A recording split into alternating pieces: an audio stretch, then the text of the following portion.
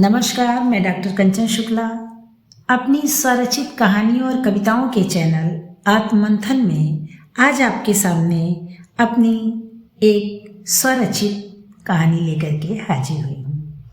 कहानी का शीर्षक है ननद भाभी का अनूठा रिश्ता। हम ज़्यादातर देखते हैं ननद भाभी में मधुर संबंध नहीं होते। वो एक दूसरे के प्रति ईर्ष्या की भावना रखती हैं, एक दूसरे से को पसंद नहीं करती, एक दूसरे से अच्छे से बात नहीं करती हैं। जब तक माँ बाप रहते हैं तब तक लड़कियों का मैका आबाद रहता है, लेकिन माँ बाप के ना रहने के बाद फिर उनका मैका छूट जाता है। इसका सबसे बड़ा कारण है कि ननद का अपने भाभी से अच्छा संबंध ना होना। ये संबंध मधुर क्यों नहीं होता, उनमें अपनापन क्यों नहीं होता, इसके पीछे का कारण है कि माएँ अपनी बेटी को ये समझाती हैं कि जो लड़की बहू बन करके इस घर में आ रही है उसे दबा के रखना, तुम काम ना करना। अगर तुम उससे अच्छे से बोलोगी, प्यार से बोलोगी तो सिर पर चढ़ जाएगी, तुम्हारे भाई को अपने काबू में कर लेगी, फिर तुमसे काम करवाएगी, तुम्हारे साथ अच्छा व्यवहार नहीं करेगी। ये बातें माएँ अपनी बेटियों को सिखाती हैं और ये बचपन से सिखाती आती हैं।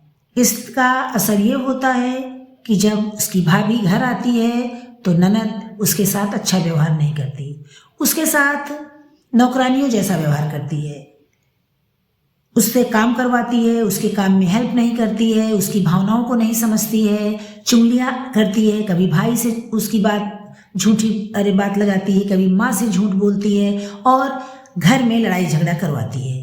यही ननद का रोल ज़्यादातर दिखाई देता है। लेकिन यदि ननद भाभी का रिश्ता प्यार और मधुरता में बंधा हो तो कुछ अलग ही घर का माहौल हो जाता है। लेकिन ये तभी संभव है जब लड़की और लड़के की माँ अपनी अपनी बेटियों को अच्छी शिक्षा और अच्छे संस्कार दें।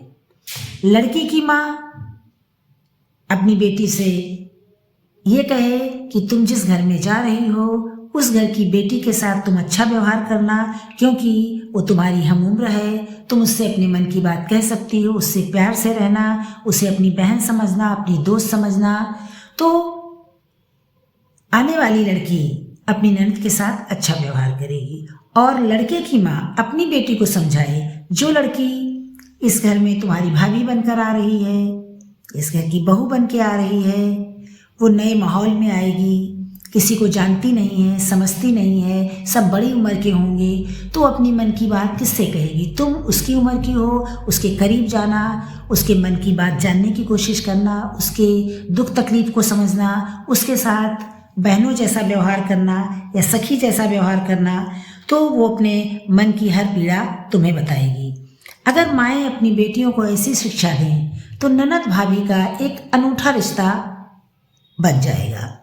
और जिस घर में ननद भाभी एक दूसरे की सखियां बन जाती हैं, दोस्त बन जाती हैं, वह घर स्वर्ग हो जाता है। उस घर में कभी लड़ाई झगड़े नहीं होते। कभी भाभी से गलती हुई तो ननद छुपा लेती है, ननद से गलती हुई तो भाभी छुपा लेती है। और माँ बाप के मरने के बाद लड़कियों का मैका हमेशा आबाद रहता है। इसी तथ्य को मद्देनजर रखते हुए मैंने इस कहानी को रचा है। तो चलिए सुनते हैं कहानी ननद भाभी का अनूठा रिश्ता। रचना, तेरे भैया भाभी अभी तक नहीं आए। जब तक मैके की चौक, जो साड़ी मैके से आती है, लड़की की साड़ी शादी में माँ पहनती है, उसे चौक कहा जाता है, वो साड़ी अभी तक नहीं आई। तुम क्या पहनकर बिटिया की शादी की पूजा करोगी? मुझे तो लगता है तेरे भैया और भाभी आज आएंगे ही नहीं। तेरी चहेती भाभी ने राजीव को मना कर दिया होगा कि बहन के घर चौक लेकर जाने की जरूरत नहीं है। अभी पिछले महीने ही तो तेरी बड़ी बहन की बेटी की शादी थी, उसमें राजीव और तेरी भाभी वंदना ने 50,000 का सामान दिया था। अब तेरी बेटी को भी उतना ही देना होगा, इसलिए वंदना बहू ने राजीव को मना कर दिया होगा। अब उनका इंतजार करना बेकार है। तू मेरी लाई साड़ी पहनकर ही पूजा में बैठ जा, क्योंकि मैं भी तो तेरी बुआ हूँ और मेरी लाई साड़ी भी तो मैके की ही है। रचना की बुआ ने मुंह बनाकर कहा। रचना की बुआ और उसकी बड़ी बहन 2 दिन पहले ही उसके घर आ गई थी। वह दोनों जब से आई थीं तब से वंदना के खिलाफ रचना के कान भर रही थी। बुआ जी, आप कैसी बातें कर रही हैं? भैया भाभी आज आ जाएंगे, मेरी बात हुई थी। मुझे भैया भाभी के पैसे नहीं, उनका प्यार और आशीर्वाद चाहिए। जहाँ तक चौक की साड़ी की बात है, उसकी चिंता आप ना कीजिए। भाभी मेरी चौक की साड़ी लेकर आएंगी। आप और दीदी हमेशा भाभी का अपमान करती रहती हैं, ये अच्छी बात नहीं है। मुझे समझ नहीं आता कि आप दोनों भाभी से इतना चिढ़ती क्यों हैं, जबकि भाभी तो हमेशा सबका सम्मान करती हैं। रचना ने गुस्से में जवाब दिया। पता नहीं इस लड़की को उस वंदना ने क्या घुट्टी पिला दी है, जो ये लड़की उसके खिलाफ एक शब्द भी सुनना नहीं चाहती। उस औरत ने आते ही घर में बंटवारा करवा दिया, भाई से भाई को अलग कर दिया, फिर भी ये लड़की उस वंदना को दोषी नहीं मानती। मुझे तो लगता है कि उस वंदना ने इस लड़की पर कोई जादू टोना कर दिया है। रचना की बात सुनकर उसकी बुआ ने गुस्से में चिढ़कर कहा, बुआ जी, मेरा मुंह ना खुलवाओ। घर में बंटवारा किसके कारण हुआ ये आप भी जानती हैं और मैं भी। यह समय इन बातों का नहीं है, इसलिए अब आप बात को यहीं समाप्त कर दीजिए। मैं अपनी भाभी के खिलाफ एक शब्द भी नहीं सुन सकती, क्योंकि मैं अच्छी तरह जानती हूँ कि ये वह दोषी नहीं है। दोषी कौन है ये सभी जानते हैं। रचना ने भी गुस्से में जवाब दिया। अगर वंदना भाभी घर के बंटवारे की जिम्मेदार नहीं है तो कौन है? तुम ही बता दो। तभी रचना की बड़ी बहन ने व्यंग्यात्मक लहजे में पूछा। 2 भाइयों और भाभियों के बीच की दूरी और बंटवारे की जिम्मेदार आप और जीजा जी हैं दीदी। ये बात माँ, बुआ जी और आपको भी पता है। रचना ने गंभीर लहजे में कहा। तू उस औरत के लिए अपनी बहन को दोषी ठहरा रही है? मैंने और मेरे पति ने क्या किया है? रचना की बहन ने गुस्से में चिल्लाते हुए पूछा। दीदी, आप सुनना ही चाहती तो सुनिए। बड़ी भाभी का 9 लखा हार आपके पति यानी कि मेरे पूज्य जीजा जी ने चुराया था और इल्जाम आपने वंदना भाभी की भाभी पर डाल दिया। इसी बात को लेकर घर में कलह शुरू हुई और नतीजा ये हुआ कि घर का बंटवारा हो गया। ये बात आप अच्छी तरह से जानती थी कि हार जीजा जी ने चुराया है, फिर भी आपने अपने पति को निर्दोष साबित करने के लिए वंदना भाभी और उनकी भाभी को चोर बना दिया। रचना ने कठोर शब्दों में कहा। तू मेरी बहन है या दुश्मन? उस समय सभी ने देखा था कि बड़ी भाभी का हार वंदना की भाभी के बैग से मिला था। रचना की बहन ने गुस्से में कहा। दीदी, उनके बैग में हार आपने डाला था, उन्होंने चुराया नहीं था। मुझे समझ नहीं आ रहा है, जो बात बीत चुकी है उसे आप क्यों दोबारा उठा रही हैं? रचना ने झल्ला कर कहा। तू मेरी बहन होकर उस चोरनी का पक्ष ले रही है, इसलिए मैं बात उठा रही हूँ। रचना की बहन ने व्यंग्यात्मक लहजे में कहा। दीदी, चोर कौन है मैं जानती हूँ, इसलिए आप चुप ही रहिए, इसी में आपकी भलाई है। वैसे यहाँ आप वंदना भाभी की बुराई कर रही हैं, लेकिन आपकी बेटी की शादी में जब उन्होंने 50,000 रुपये दिए तो आपने तुरंत ले लिया, तब तो ये बहुत अच्छी थी। रचना ने भी व्यंग्यात्मक लहजे में कहा। अरे, उसने पैसे देकर कोई एहसान नहीं किया है, वो पैसा मेरे भाई की कमाई का था, वंदना अपने मैके से नहीं लाई थी। रचना की बहन ने चिढ़कर जवाब दिया। आपसे बहस करना बेकार है, रचना ने कहा और वहां से जाने लगी। तभी उसकी नज़र अपने भैया भाभी पर पड़ी जो घर के अंदर आ रहे थे। रचना अपने भैया भाभी को देखकर खुशी से झूम उठी। उसकी खुशी का ठिकाना नहीं रहा। उसने मुस्कुराते हुए उनका स्वागत किया। वंदना ने रचना को अपने गले लगा लिया। रचना अपनी भाभी और भैया को घर के आंगन में लेकर गई। रचना की बुआ और दीदी भी उसके पीछे पीछे आंगन में पहुंच गईं, जहां पूजा होनी थी। वहां सभी रिश्तेदारों की भीड़ इकट्ठा थी। रचना के ससुराल वाले रचना के मैके से आए सामान को देखने के लिए उत्सुक थे। तभी रचना की बुआ सास ने व्यंग्यात्मक मुस्कुराहट के साथ कहा। रचना बहू, पूजा का समय होने वाला है, तुम अभी तक तैयार नहीं हुई? क्या इसी साड़ी में पूजा करोगी? हमारे यहाँ तो मैके से आई साड़ी में ही पूजा होगी, यही रिवाज है। क्या तुम्हारे मैके से चौक नहीं आई? तभी रचना की भाभी वंदना ने मुस्कुराते हुए कहा, बुआ जी ऐसा कैसे हो सकता है कि रचना के भैया भाभी उसके लिए चौक की साड़ी न लाएं?